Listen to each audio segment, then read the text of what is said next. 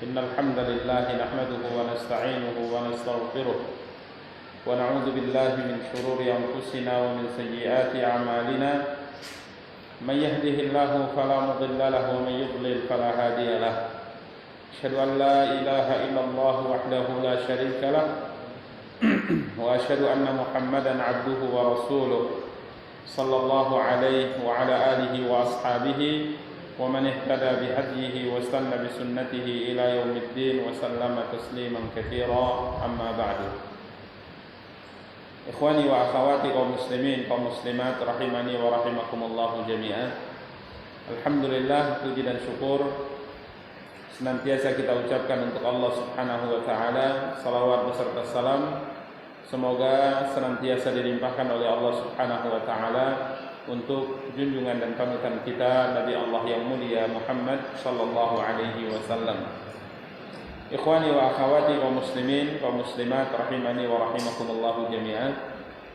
Pada kesempatan yang berbahagia kali ini biidznillah kita akan kembali melanjutkan kajian dan pembahasan kita, mencoba untuk melanjutkan pembahasan kitab Riyadhus Shalihin karya Imam An-Nawawi rahimahullahu taala dengan panduan syarah yang ditulis oleh Syekh Muhammad bin Shalih Al-Utsaimin rahimahullahu taala.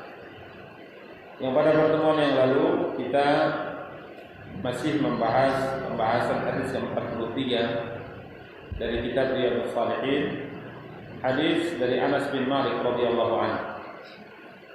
Beliau berkata, telah bersabda Rasulullah sallallahu alaihi wasallam, "Idza arada Allah bi'abdihi khairan ajjala lahu al-'uqubata fid dunya, wa idza arada Allah bi'abdihi syarra amsaka 'anhu bi dhanbihi hatta yuwafiya bihi yaum al-qiyamah."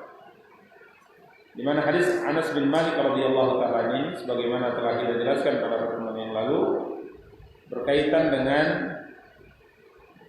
apabila Allah Subhanahu wa taala menghendaki kebaikan untuk seorang hamba, maka Allah Subhanahu wa taala akan segerakan hukuman untuk hamba ini atas dosa-dosa dan kesalahan yang ia lakukan dalam kehidupan dunia. Ya, kemarin telah kita jelaskan bahwa seorang hamba dalam kehidupannya di dunia tentunya banyak melakukan kesalahan, imam maksiat yang ia lakukan atau kewajiban yang ia tinggalkan, minimal ia lalai darinya.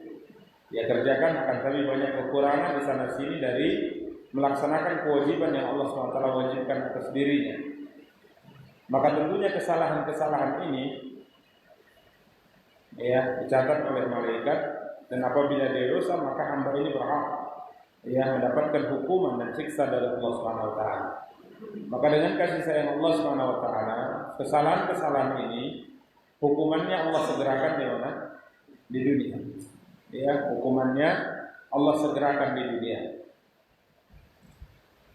Dan sebaliknya, apabila Allah SWT menghendaki keburukan bagi seorang hamba, maka kesalahan-kesalahan ini tidak akan Allah Subhanahu wa taala balas. Allah akan tahan dosa, pembalasan dosa darinya sampai nanti Allah SWT akan sempurnakan pembalasannya pada hari kiamat. Sallallahu alaihi wasallam. Ini bukti dari cinta Allah Subhanahu wa taala kepada seorang hamba. Ya, Allah Subhanahu wa taala akan uji hamba ini. Allah Subhanahu wa taala akan timpakan musibah-musibah kepada hamba ini sebagai hukuman atas dosa yang dia lakukan, sehingga nanti di akhirat tidak ada lagi tuntutan darinya. Artinya dosanya semua sudah habis karena hukuman telah Allah Subhanahu wa taala lakukan di dunia, maka tidak ada baginya kecuali hanya menuai hasil kebaikan atau pahala dari amal yang ia lakukan dalam kehidupan dunia. Adapun dosanya Allah telah hapus. Berbeda dengan seorang hamba yang Allah kehendaki darinya keburukan, kata Nabi sallallahu alaihi wasallam, Allah tidak timpakan untuknya hukuman dari dosa yang ia lakukan sampai nanti pembalasannya sempurna tatkala hamba ini bertemu dengan Allah Subhanahu wa taala di akhirat. Kemudian berikutnya sabda Nabi kita yang mulia sallallahu alaihi wasallam masih dalam satu pembahasan juga dari Nabi sallallahu alaihi wasallam, sesungguhnya besarnya balasan dengan besarnya ujian. Jadi tatkala ujian yang Allah SWT timpakan kepada seorang hamba semakin berat, ya semakin besar, maka pahalanya semakin besar. Ya, namun tatkala ujiannya kecil, ringan, maka pahalanya juga ringan. Ya, karenanya disebutkan dalam beberapa riwayat, orang yang paling berat ujiannya di dunia ini siapa? Para nabi. Kemudian orang seperti mereka. Artinya semakin tinggi iman seseorang, maka ujiannya semakin berat. Dan tentunya tatkala ujian semakin berat, maka pahalanya semakin besar. Kita pernah bacakan bagaimana Anas bin Malik mengunjungi Nabi SAW tatkala beliau masih dalam kondisi sakit. Kemudian Anas bin Malik menyentuh tubuh Nabi kita yang mulia SAW. Kiranya Anas bin Malik merasakan begitu sangat tingginya panas dari tubuh Nabi kita yang mulia SAW. Sehingga Anas mengatakan, ya Rasulullah, innaka la tu'aku akan syarida. Sesungguhnya sakitmu ini sangat keras ya Rasulullah. Demammu ini sangat tinggi ya Rasulullah. Maka Nabi SAW mengatakan benar, karena sesungguhnya aku diberikan penyakit 2 kali lipat dari kalian. Ya, 2 kali lipat dari kalian. Maka Anas bin Malik mengatakan, apakah mungkin karena pahalamu juga dibesarkan oleh Allah SWT? Maka Nabi SAW katakannya. Ya, jadi semakin tinggi ujian, semakin berat musibah, maka pahalanya semakin besar. Ya, namun dengan catatan, ya, dilanjutkan dalam hadis, wa inna Allah Ta'ala idza ahabba qauman ibtalahum. Dan sesungguhnya Allah apabila Allah mencintai suatu kaum, maka Allah akan terus timpakan ujian kepada kaum ini. Faman radiya falahu ridha. Maka barang siapa yang ridha dengan ujian ini, maka untuknya ridha Allah. Dan barang siapa sakhita, tidak rela atau marah dengan ujian yang Allah timpakan kepadanya, maka Allah SWT juga akan marah kepadanya. Ini kaum muslimin, kaum muslimat yang dimuliakan adalah kepada Allah SWT. Hadis yang kemarin telah kita jelaskan dan sedikit kita berikan tambahan. Jika dari hadis ini kita bisa memahami, jika seandainya seorang hamba terus Allah uji dia, terus Allah berikan ujian kepadanya, berarti ini tanda baik sebenarnya. Ya, ini tanda baik. Dan kalau seandainya ada seorang hamba atau manusia yang Allah tidak uji dia, maka ini tanda buruk. Ya, apalagi jika seandainya ujian itu tidak ditimpakan oleh Allah kepadanya, sedangkan hamba ini terus melakukan maksiat. Dia melakukan maksiat atau melalaikan kewajiban, tidak ada ujian. Ya, tidak ada ujian pada keluarganya, tidak ada ujian pada hartanya, tidak ada ujian pada jiwanya, tidak ada ujian pada orang-orang yang dia kenal, tidak ada masalah yang berat yang dia hadapi, lancar hidupnya, tapi ia selalu melakukan apa? Maksiat, selalu meninggalkan kewajiban. Ini tanda yang berbahaya. Apa kata Rasulullah SAW? Tatkala Nabi kita yang mulia SAW menyebutkan tentang sesuatu yang disebut dengan istidraj. Ya, Uqbah bin Amir radhiyallahu ta'ala mengatakan, "Idza ra'aita Allah yu'til 'abda min ad-dunya 'ala ma'asihi ma yuhibbu fa inna ma huwa istidraj." Ini yang disabdakan oleh Nabi SAW. Maka di sini Syekh Utsaimin rahimahullah mengatakan, apabila engkau melihat seseorang yang melakukan maksiat kepada Allah, sedangkan Allah jaga dia daripada ujian, tapi nikmat terus Allah SWT melimpahkan kepadanya, ketahuilah Allah sebenarnya hendak menurunkan keburukan untuk orang ini. Allah kehendaki keburukan untuk orang ini. Ya, kenapa? Karena dosa-dosa yang dilakukan balasannya nanti di akhirat. Tentunya kemarin kita jelaskan tidak sebanding antara balasan dunia dengan balasan akhirat. Balasan di akhirat itu sangat mengerikan. Ya, kalau dunia ini balasannya walaupun berat mungkin, tapi ada akhirnya. Walaupun berat perbandingannya itu belum apa-apanya dibandingkan perbandingan balasan di mana? Di akhirat. Maka Nabi SAW mengatakan dalam istidraj, Rasulullah SAW bersabda, apabila engkau melihat seorang hamba diberikan oleh Allah kepadanya dunia, padahal dia selalu melakukan maksiat, ya, selalu melakukan apa?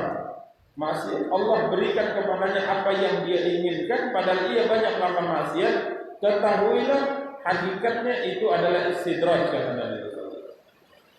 Dia terus diberikan oleh Nabi kebaikan demi kebaikan, dan tidak pernah diuji oleh Allah padahal ia banyak melakukan maksiat.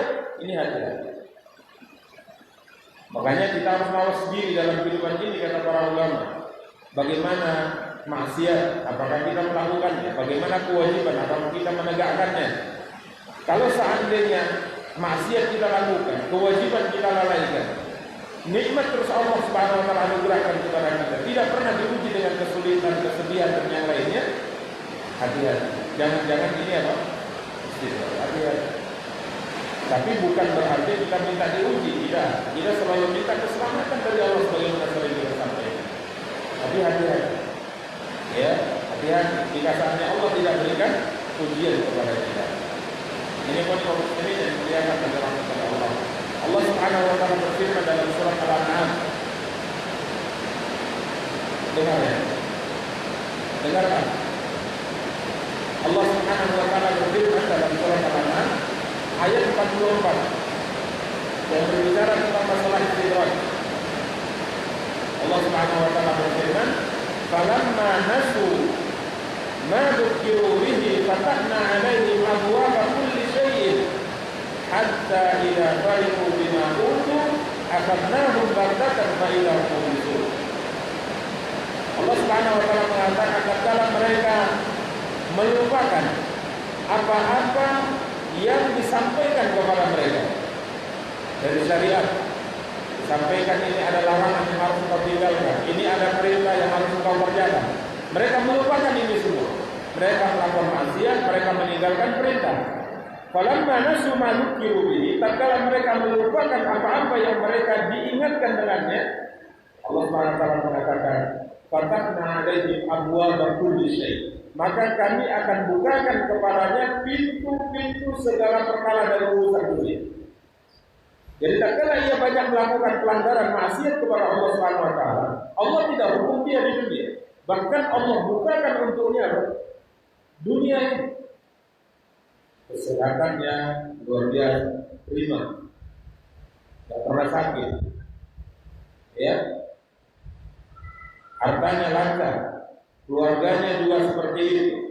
Masalah yang lain tidak dia hadapi. Ya. Tapi dia melupakan syariat, dia tinggalkan perintah Allah Subhanahu wa taala, maka Allah bukakan untuknya dunia ini untuknya. Namun apa kata Allah? Hatta idza farihu bima utu. Namun tatkala mereka sudah merasa senang dengan apa yang telah diberikan kepada mereka, maka Allah mengatakan akhadnahum baghtah. Maka kami akan siksa mereka dengan tiba-tiba, kata Allah. Ya, kami siksa mereka dengan tiba-tiba. Jadi sudah lupa, sudah jauh, kemudian tiba-tiba Allah cabut nyawanya, sehingga dosa yang ia lakukan dalam kehidupan dunia balasannya sempurna di mana? Di akhirat.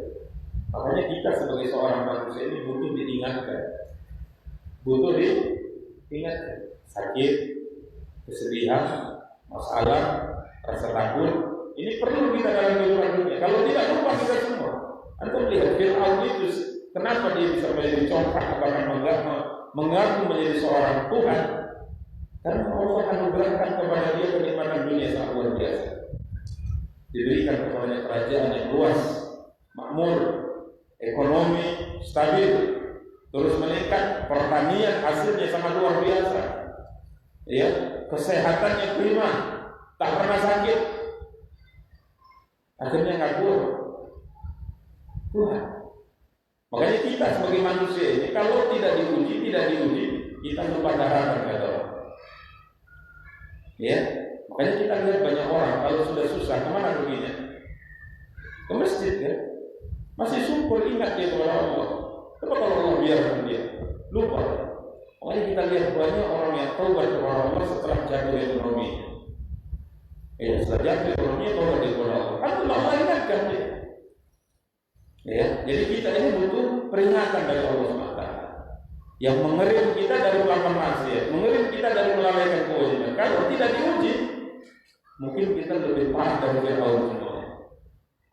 Ya, jadi ini kehendak Allah yang baik kepada seorang hamba. Maka kita tidak ada pilihan kecuali ridha dengan ujian tadi, sehingga Allah ridha kepada kita. Ini kaum muslimin, wa kaum muslimat yang dimuliakan dan dirahmati oleh Allah Subhanahu wa taala. Berikutnya hadis ke-44. Hadis ini panjang ya, ada dua lafaz yang disebutkan oleh Anas bin Malik radhiyallahu taala tentang cerita keluarga beliau sendiri, keluarga Anas. Ya. Di sini ada 3 nama yang disebutkan dalam hadis. Ya, 3 nama disebutkan dalam hadis. Ini satu keluarga. Ada Anas bin Malik, ada Abu Talha, ada Ummu Sulaim. Ada Anas bin Malik, ada Abu Talha, ada Ummu Sulaim. Kurang lengkap pembahasan pembacaan hadis ini, kecuali sedikit mungkin kita melihat keluarga Anas bin Malik radhiyallahu taala.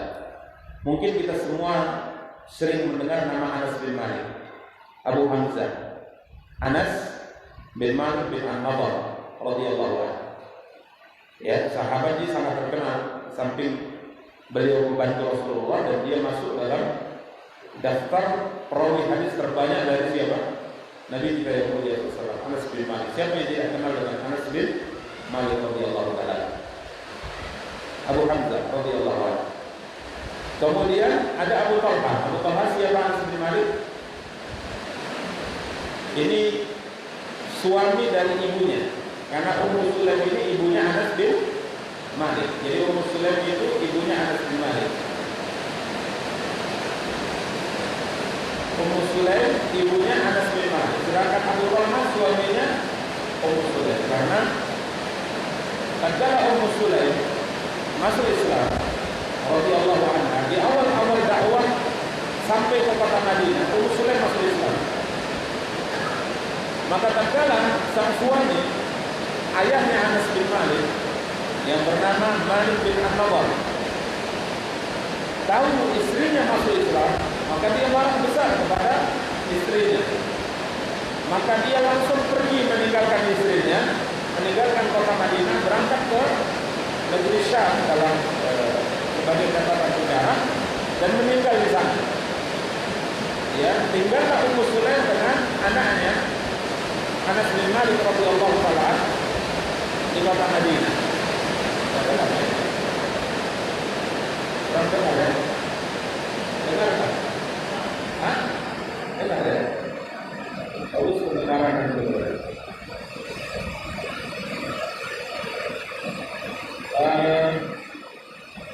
Kemudian tatkala Ummu Sulaim sudah menjanda, maka Abu Talha datang meminang Ummu Sulaim radhiyallahu anha. Abu Talha masih musyrik, masih menyembah berhala. Ya, masih menyembah berhala. Dan dia orang kaya. Orang terpandang terkemuka dari suku Khazraj, kabilah besarnya Anas bin Malik radhiyallahu anhu. Maka dia pinang Ummu Sulaim. Apa jawaban wanita muslimah ini? Tatkala dipinang oleh seorang laki-laki kaya, terhormat, terpandang di kaumnya, dia mengatakan, wahai Abu Talha, sesungguhnya orang sepertimu tidak mungkin ditolak kalau meminang. Artinya pasti diterima. Hanya saja saya muslimah. Saya muslimah kata Muslim. Sedangkan kau kafir. Ya, sedangkan engkau kafir, engkau muslim. Maka tidak mungkin aku menikah denganmu. Waktu itu Abu Talha mengatakan, apa yang kau minta? Kalau kau ingin menikah denganku, maharnya apa yang kau minta? Karena Abu Talha itu kaya raya orangnya. Jadi apa yang kau minta? Seakan-akan Abu Talha mengatakan, apa yang memberatkanmu menikah denganku? Apa yang kau minta? Maharnya berapa? Dikasih semua. Kupenuhi apa yang kau minta. Ya. Maka Muslim mengatakan orang sepertimu tidak mungkin ditolak kalau pembina. Hanya saja saya Muslim, kau musyrik. Dan jika seandainya kau mau masuk Islam, maka demi Allah wahai Abu Talha, aku tidak meminta apapun darimu. Maharku cukup keislaman. Ini kata siapa? Muslim radhiyallahu. Ibunya Anas bin Malik radhiyallahu. Kemudian Ummu Sulaim mendakwahi, mengajaknya berpikir. Kamu orang cerdas.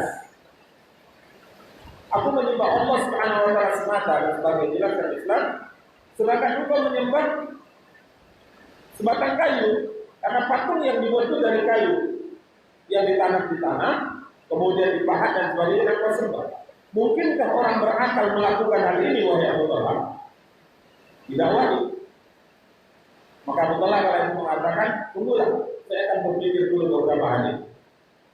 Maka dia berpikir, akhirnya dia mengetahui akan kebenaran Islam, kemudian dia masuk Islam. Maka kemudian tatkala dia masuk Islam, maka Rasulullah mengatakan, Anas, nikahkan ibumu dengan Abu Talha. Maka Anas menikahkan ibunya Ummu Sulaim dengan Abu Talha radhiyallahu anhu. Ini kisah pernikahan Abu Talha dengan siapa? Ummu Sulaim radhiyallahu anha. Ya, ini keluarga yang luar biasa. Sehingga Nabi kita yang mulia sallallahu alaihi wasallam, kata Anas bin Malik radhiyallahu anhu, tidak pernah masuk ke rumah dari rumah-rumah yang ada di Madinah, rumah siapapun dia. Kemudian Nabi tidur di rumah itu kecuali di rumah istri beliau, kecuali yang kedua di rumah Ummu Sulaim dengan Ummu Haram, yakni dua wanita yang kakak beradik. Nabi tidak pernah berkunjung ke rumah manapun, kata para sahabat, sekalipun di rumah itu tidak ada suaminya, ya. Nabi tidak pernah berkunjung ke rumah siapapun, kemudian tidur siang di rumah itu. Jika seandainya tidak ada suami atau tidak ada lelaki di rumah itu yang mahram bagi wanita tersebut, kecuali di rumah istri beliau, karena memang rumah istri beliau, kecuali di rumah mereka berdua, yaitu Ummu Sulaim dengan Ummu Haram, dua kakak beradik yang sangat luar biasa. Oke, diceritakan kadang Nabi SAW berkunjung ke rumah mereka, walaupun suaminya tidak ada, Nabi tidur di rumah itu. Kemudian dikibasi oleh mereka karena panas, ya, belum ada kipas angin, apalagi AC, dikibasi sampai Nabi tidur. Kemudian tatkala Nabi SAW tidur, berkeringat beliau karena panas, maka tatkala Nabi bangun, selimut atau tempat apa bahasanya, alas tidurnya, spraynya itu diambil oleh mereka, kemudian diperas keringatnya, dimasukkan ke botol. Nabi bangun tahu, kemudian Nabi bertanya, itu apa? Dia mengatakan, untuk minyak wangi keluarga kami ya Rasulullah, karena keringatmu merupakan minyak wangi terbaik yang pernah kami cium. Minyak wangi siapa? Mereka, keringatnya siapa? Rasulullah. Keluarga ini keluarga yang istimewa di sisi Nabi SAW. Jadi sering Nabi itu berangkat makan siang begitu, kemudian bertahan tidur, padahal suami mereka tidak ada. Ini karena kedekatan sangat luar biasa Nabi dengan keluarga Anas bin Malik bin Sulaim bin Haram bin Hisham radhiyallahu taala. Di saat Nabi SAW melaksanakan haji wada, kemudian Nabi cukur. Nabi bilang, mana cukur? Para sahabat tak turun nih. Nunggu apa? Nunggu bagi-bagi rambut. Nabi mau cukur botak, cukur habis. Rambut beliau kan panjang, banyak rambut beliau. Maka para sahabat sudah berkumpul semuanya demi untuk mendapat jatah rambut beliau. Karena jasad Rasulullah SAW atau setiap sesuatu yang pernah menempel di tubuh Nabi SAW itu berkahnya bisa mengalir. Ya, baju yang pernah menyentuh tubuh Rasulullah itu berkahnya bisa mengalir. Rambut Rasulullah SAW itu berkah. Maka para sahabat sudah berkumpul. Maka Nabi bilang kepada tukang cukur sebelah kanan, ditampung. Kemudian Nabi bilang, nah ini bagikan. Maka bagi, ada berdua, ada satu, bagi-bagi.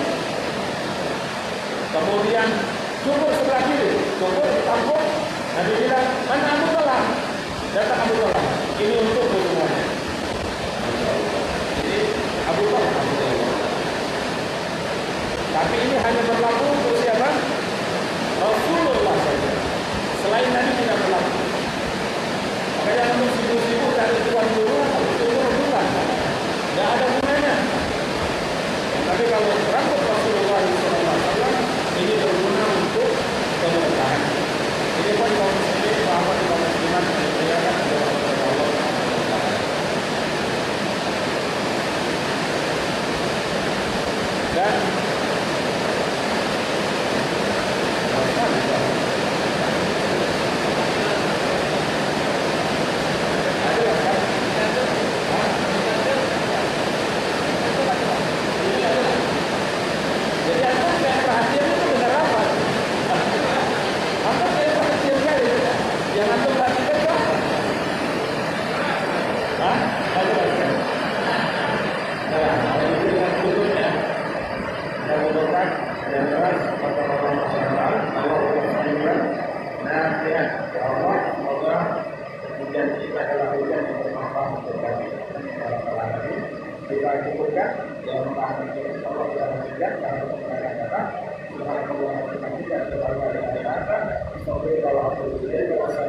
Assalamualaikum warahmatullahi wabarakatuh.